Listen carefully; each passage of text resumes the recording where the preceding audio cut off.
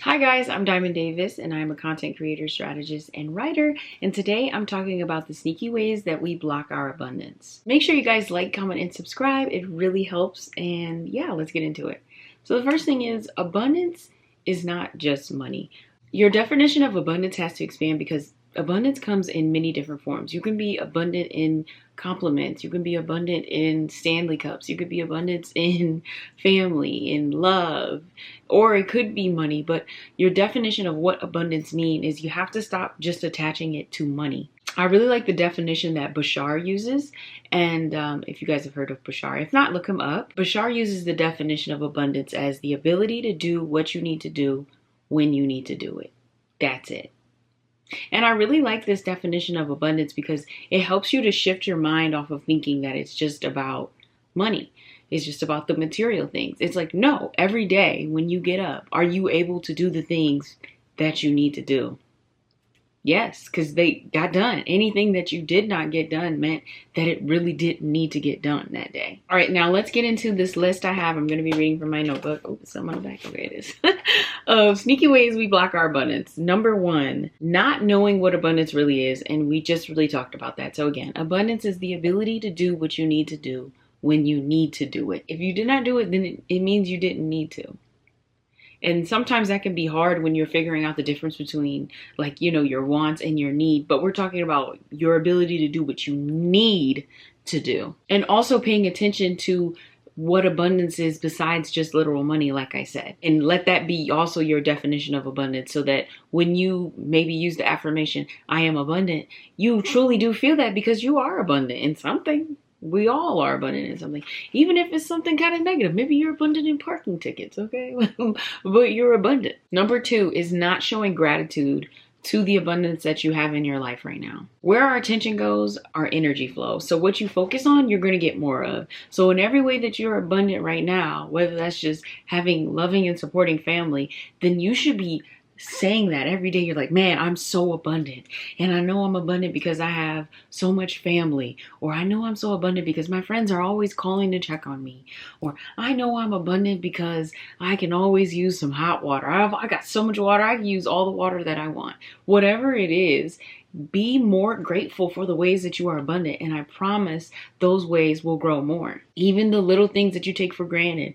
And some people may say like, oh, you're just being silly, or like, oh, that's not that big of a deal. Baby, to me, every way that I'm abundant is a big deal because that is what compounds. And that's an interesting thing that I actually want to talk about in another video about how just things compound in the human experience. And you think about that, if you guys remember that logarithmic, I cannot say it. The logarithmic graph that we saw in school about how things can compound. That is what happens in the human experience. And whether that's about something positive or that's about something negative, that compound is always going to happen. So be more grateful for the things that you do have in your life and that are abundant. Number three, this is a tricky one. Holding on to things that we know that we need to release. Because when you're holding on to something that you know you need to release, that means that you believe that you are lacking in some way. Because you believe that it's not going to be replaced with something better. And when you don't believe you're going to get something better, you're grasping at something that's not really even for you. So when things need to be released, whether it's people, places, things, items, whatever, let them go, because when you don't let them go, it really means that you don't believe that something better will come into your life. And it's funny because I've been struggling to clean up my space. I always have had trouble letting items go. And right now I'm feeling that message personally, that there are more things that I need to release, more objects that I need to release. So not them coming for me mid video. And like I said, this is a really sneaky one. So if you feel like there's been a slowdown, ramp down in your money, your finances, your abundance, definitely look at what are you holding on to. Is there anything you're gripping on too tight? Is there anything in your life right now that you believe if it went away, you wouldn't get something better? Number four, focusing on the negative aspects. Number four is about focusing on the negative aspects. When you focus on the negative, when you focus on the unwanted in your life, you get more of it. Where your focus goes, your energy goes. and you create more of that in your experience. So when you're always focusing on the negative, you're not in the energy of what the abundant version of you would be in, right? If you were as abundant as you want to be, if you had the money that you want today, would you be tripping about the small things that got you worked up today? Would you be focusing on these negative things that you don't want to see? Would you be paying attention and feeding into all the things that are not aligned and are not what you want? You wouldn't. They wouldn't even be problems. You'd be like, okay, whatever, like, and you turn your head, you go the other way. So where are you continuing to focus on negative things in your life and giving more energy to them? Because that's taking away from your energy to call in the things that you actually do want. Number 5 is sort of similar, but it's too many negative emotions on what we don't want, which is basically what I just said. So those ones are kind of the same. I guess with this one, I'll say this one is more about being aware of your emotions. Our emotions are so important. I learned this from Abraham Hicks. I did not know how important it was to be aware of how you feel and care about how you feel. You have to care about how you feel. I did not know that that mattered. I thought it was okay to just be sad for days, or like just to wallow, or like, if something's going wrong, it's like, oh, let's have a pity party for a few hours, or let's be sad for a week. Like, oh, I guess, like, no. And now that I know that our emotions affect our manifestations and what we can call into our life, I'm like, baby, I got to get over this now. And that's not trying to bypass anything, but it's just like, when you really think about some of the emotions that we feel about really small things, like, oh, the lady at the counter forgot to give me my receipt. And, it might work somebody up, and then they're like steaming about it, fuming for it for like an hour or whatever. That is a waste of time. That was something that you could have been annoyed about for 10 seconds and then moved right on forward with the rest of your day. But instead you choose to drag it out. You call your mom, you call your best friend, you're like, you won't believe what this lady did at the store, or whatever it is in that type of situation. But it's something that's not even that deep, and you decided to make it into a big drama because we are humans. We like the drama, but you need to cut down on it. None of it in your life, babe. You want to make sure that you are feeling good at all times, and you want to slow that train down. And Abraham Hicks talks about this as well, about the energetic momentum, pretty much. If a train is already going fast in a direction where you are pissed or you're sad or disappointed or whatever, it's going to be hard to slow down that train and go back in the other direction of the positive emotions. And toward the positive emotions is all the things that you say that you want, right? Because when you have those things, you're not going to be feeling like this. And that's not to say you're going to be happy all the time. No, but it is whenever you see yourself going down that negative road, whenever you start feeling like crap, intentionally choose a better feeling thought. And maybe it's not joy, but maybe it's hope. Maybe you can be hopeful for things changing. But you have to change the momentum, and you have to care about how you feel. And I'd recommend looking up Abraham Hicks emotions, or Abraham Hicks caring about how you feel, so you can really understand how that could be blocking your abundance. All right, number 6, not sharing your ideas and creations with the world, especially when you think it's because they're going to be stolen. Regardless, you're blocking abundance when you don't want to put out your creations, but you're being selfish. You're trying to hold on to something that was meant to be shared with other people.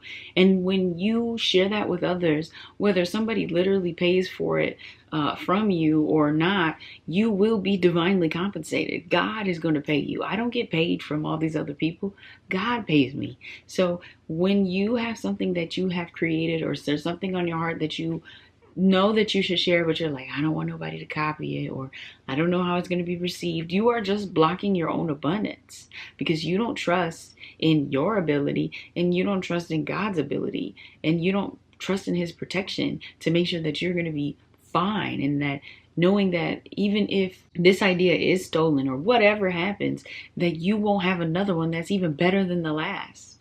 You are a channel. We are a channel. And this is one of the greatest realizations that I had that really catapulted me into being comfortable with being a creator full time, was that I don't have to worry about coming up with the ideas all the time. I am a channel. I am a vessel. So everything that I create, it's channeled through me from God. Okay, from the universe, whatever you believe in. It's not me. So I never have to worry about running out of ideas. I never have to worry about somebody stealing my concept. I never have to worry about what's going to happen when I share something with the world, because it's just God. I'm just channeling God. So, I mean, y'all can judge it. You can, talk about it, and you could not like it, and that is fine. But this is just something that I'm meant to get out and express. And that is what we are here to do. We're here to have fun. We're here to create. We're here to express ourselves. God is living through all of us and expressing himself through us. So it is up to us to live that fully and embody that fully and create and let out whatever it is that we are supposed to. And it's not about what the next person is supposed to express or doesn't express or expresses that they got from us. It doesn't matter. We're all just here experiencing what's it like to be human and creating through our experiences and our talents and what we know. And so do not take that for granted and understand how much abundance there is in just creating whatever you know that you are here to create or bring to life. Number 7. So this one is actually similar to what I was saying about creativity, but this one is not realizing that we are a channel for abundance. The same way that we are a channel for creativity, we are a channel for abundance. Abundance is an energy. And so therefore there cannot be a lack of abundance because abundance is just channeling through us. Abundance just wants to experience life through us. Money just wants to experience life through us. Through each individual person. Is money is having a great time. I call money treasure, which I love that name. But treasure just wants to experience what's it like. So if treasure gives you $2,000 tomorrow, what are you going to do with it? Did you just get scared with me even saying that? Are you thinking like, oh God, that's not enough because I still need to do this. I need to do that.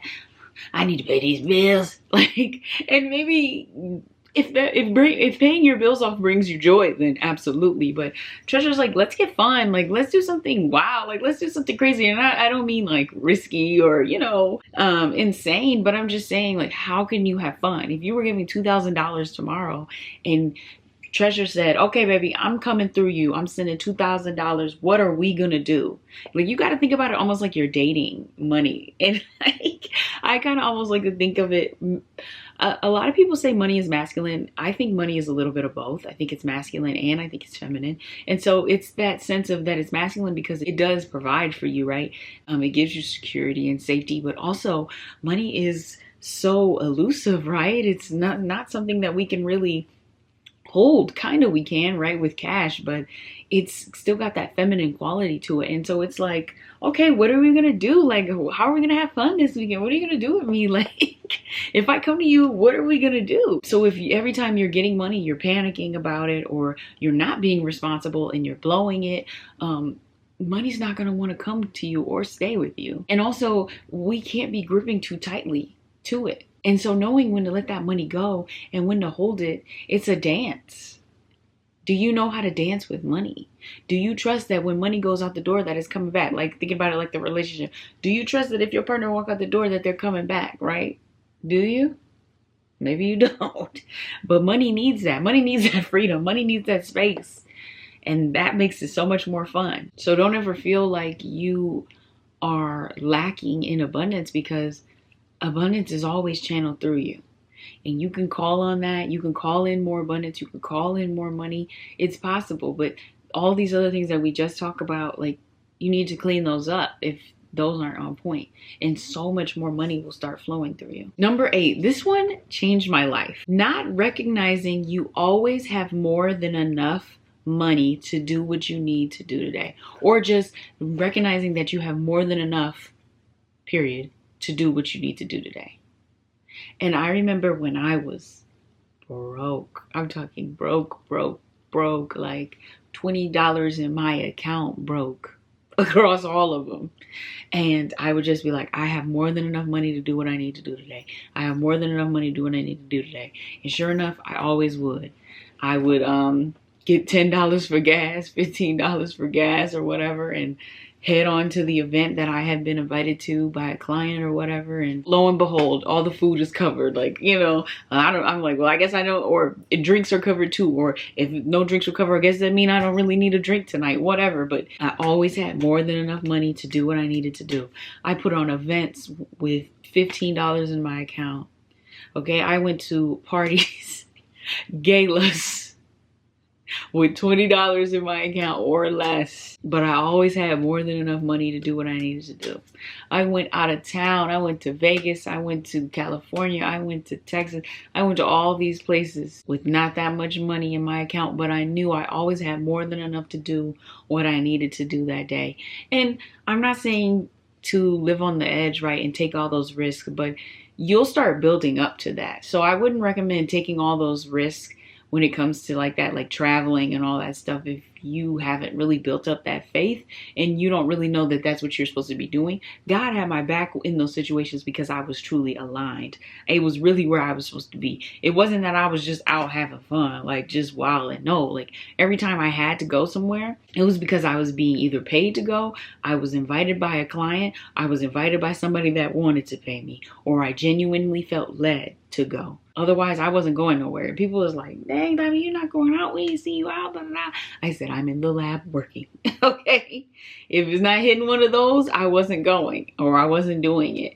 And it was a very humbling time, but I still had so much fun as well, because anytime I actually had somewhere that I was supposed to be, I was there.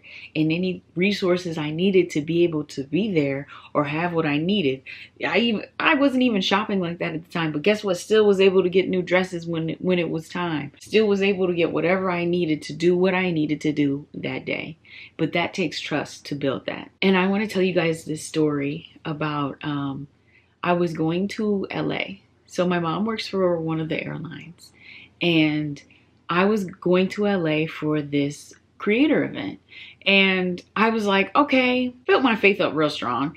And I was like, okay, well, if I'm meant to go, I'll go. It was like a free event because I was already part of their community. So I didn't have to worry about paying for my literal ticket for the event. So I just RSVP'd and said I was going. And my mom booked me a standby flight. And I'm like, all right, well, if I make the flight, then God, that means I was meant to go. If I don't get on the flight, then that means I'm not. I don't live too far from the airport. So it was like, it's fine. So sitting there waiting, I'm at the bottom of the wait list. The absolute bottom. Let's just say for the story's sake, there was 5 seats left on the plane and I was number 6. And I'm like, oh my God, I'm telling my mom, I'm like, I don't know. It's not looking too good, but also at that time, I had also flown standby before and I had never not made it. I've never not made the flight that I was going to get on, that I said that I wanted to get on. So I was like, well, whatever. I mean, this is just me seeing if God wants me to be there. I really don't care. Like, I'd love to go to LA today, but, and so then everybody's boarding on the plane. It's not looking too hot. So then they call me up to the front and everybody's already boarded the plane. And it's one lady standing there. And she's like, if your husband's not here in 1 minute, then I have to close these boarding doors and give your seat away. And she's like, no, no, no. And she's like, do you want to get on without him? She's like, no, no, no. So I'm standing there like, oh my God. I'm like, where is he? And she's like, he's in the bathroom. He's in the bathroom. And so then we're standing there and I'm just like, wow, God, this is crazy. So then a minute passes and she's like, okay, I have to close the boarding doors and let these other people down. She's like, no, no. So as the lady is like typing into the computer and then she scans my boarding pass, here he comes running and he's like, and she's like, I'm so sorry, it's too late. And he was like, I was in the bathroom. And I'm thinking in my head, I'm like, what were you doing in the bathroom? Did you literally have to run? Because there's no way that close to boarding, I would have went to the bathroom. And like, anyways, so she was like, I'm sorry, y'all not getting on this flight. I'm like, dang. So then it was me and then it was another guy on the list right after me. And he was like, dang, we got on though. And I was like, I feel so bad, but not really. Cause like, I don't know their story, but God wanted me on that plane that day. And that was really one of the most pivotal moments of my journey with abundance, that I realized that if God wanted me somewhere or he wanted me to have something, that he was going to let me have it. And it didn't matter about the money. It didn't matter about any of that. Anywhere that I was supposed to be, anything that I'm supposed to have, he will give it to me, that I will have it. And this leads into my final one for ways that we block our abundance, is only thinking of abundance as money. It's not just money. That was abundance. That was abundance, me getting on that flight. No other way about it. I felt so abundant sitting on that flight. I felt so excited. I felt so loved. And that was the day that I really learned how abundant I was, because I had God on my side and because I believed and because I wasn't playing about my energy. I wasn't playing about my emotions at the time. And I was affirming, I always have more than enough money to do what I need to do. I'm always where I'm supposed to be. Everything I need is mine. I always have enough to do what I need to do. And God said I needed to be on that plane, and so I was. And this other little part to this last one is basically, like I was saying, when you only think of abundance as money, when you don't have money, you don't feel abundant. And that's a problem. And you don't want money controlling your experience. You don't want to be sad because you don't have money. You don't want to be too high because you have money, because then that means that you can be thrown off. You don't want anything on a pedestal. Money needs to be net neutral. And yeah, of course, we need money to live. We need money to do these things. But so many times I've been shown, and you can test this theory. This is always what I say. I didn't need money to do what I needed to do. And so you probably don't either. And this was a really powerful lesson that I know that I needed to learn, period, in life, because I grew up middle class, Black family, and so pretty much anything I wanted, I got. And I was so used to using money to be able to get what I wanted that I didn't understand how there was other ways to get things that did not involve just literal cash. Like, I could talk my way into something, okay? I could let my energy get me something. I can just ask God and be in the receiving mode and get it. I could just manifest it and win it. Like, literally, I just found out today that I won tickets to the Tigers home opener game. I wanted to go to opening day so bad, but I was like, something's going to happen. Like, I need something to come through. And sure enough, I won 2 tickets to Tigers opening day. So there was no money required. There was no money required. Don't let yourself feel like you're not abundant just because you don't have money. And the more you affirm that, the more abundance you actually will have of literal cash. And you'll notice how abundant you are in other ways. I'm never worried about how I'm going to get somewhere. I'm never worried about making something happen, because I know that if it's for me, that it will. A way will be made, whether I have the cash or not. And that's just what it is. And I really thought that this was a good video to talk about, because I hear people talking all the time in ways and having beliefs that I know is only getting in the way of their abundance. And I'm like, ooh, if you could just tweak that, you could see a little more abundance. If you could just tweak that, you could see a little more abundance. And yeah, I just wanted to really talk about that. Thank you guys so much for watching. Please let me know down below, how are you feeling abundant? What's going on with your abundance? Any other questions you guys have? But yeah, thank you guys so much for watching. Please like, comment, and subscribe, and I'll see you guys next time. Bye.